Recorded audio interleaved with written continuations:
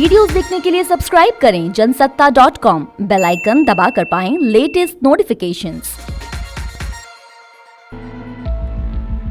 पूरी दुनिया इन दिनों कोरोना महामारी से परेशान है। इस वायरस के आने के बाद से ही इस पर हो रहे रिसर्च में नए नए खुलासे हो रहे हैं। जी हाँ, इससे जुड़ा एक और खुलासा हुआ है। कोरोना से ठीक हुए मरीजों के लिए यह खुलासा चिंता भरा हो सकता है। कोरोना का केंद्र रहे चीन में कोरोना के इलाज से ठीक हो चुके मरीजों पर की गई एक रिसर्च में यह खुलासा हुआ है कि कोरोना संक्रमित 90% मरीजों के फेफड़े पूरी तरह से ठीक नहीं हुए हैं। उन्हें अभी भी अलग से ऑक्सीजन की जरूरत पड़ रही है।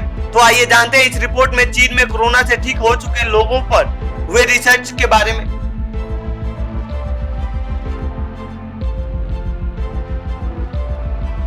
दरअसल चीन में कोरोना महामारी के केंद्र रहे वुहान शहर के एक प्रमुख अस्पताल से ठीक हुए कोविड-19 मरीजों के एक समूह के लिए गए नमूनों में से 90% मरीजों के फेफड़ों को नुकसान पहुंचने की बात सामने आई है, जबकि 5% मरीज दोबारा संक्रमित पाए जाने के बाद उन्हें क्वारंटाइन किया गया है।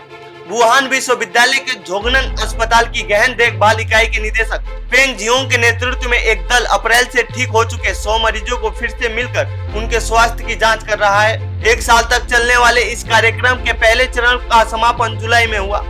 इस अध्ययन में शामिल मरीजों की औसत उम्र 59 साल है।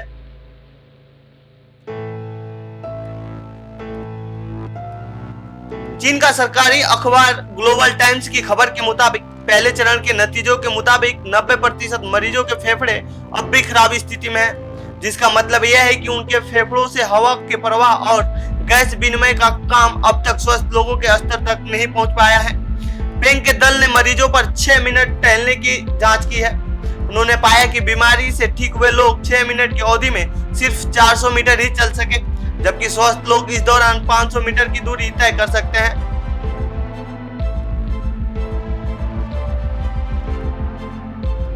Beijing university of Chinese medicine के डोंग जेमिन अस्पताल के डॉक्टर लियोंग टेंगसियो को कोट करते हुए अखबार में कहा गया है कि अस्पताल से छुट्टी मिलने के 3 महीने बाद भी ठीक हो चुके कुछ मरीजों को ऑक्सीजन मशीन की जरूरत पड़ती है। लियोंग का दल भी ठीक हो चुके 65 साल से अधिक उम्र के मरीजों से मिलकर उनके बारे में जानकारी जुटाने का काम में लगा है।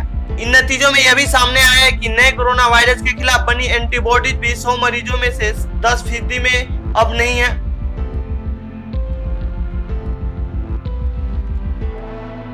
इस रिपोर्ट में बताया गया है कि कोविड-19 न्यूक्लिक एसिड जांच में उनमें से 5% के नतीजे निगेटिव मिले हैं, लेकिन इम्यूनोग्लोबुलिन एम यानी IgM जांच में उनमें संक्रमण मिला है, जिसके बाद उन्हें फिर से क्वारंटाइन करना पड़ा है।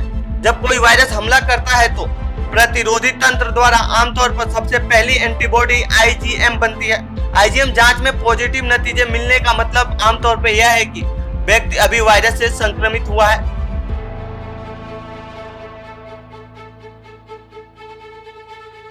हालांकि अभी यह स्पष्ट नहीं हो सका है कि इससे लोग संक्रमित हैं या नहीं।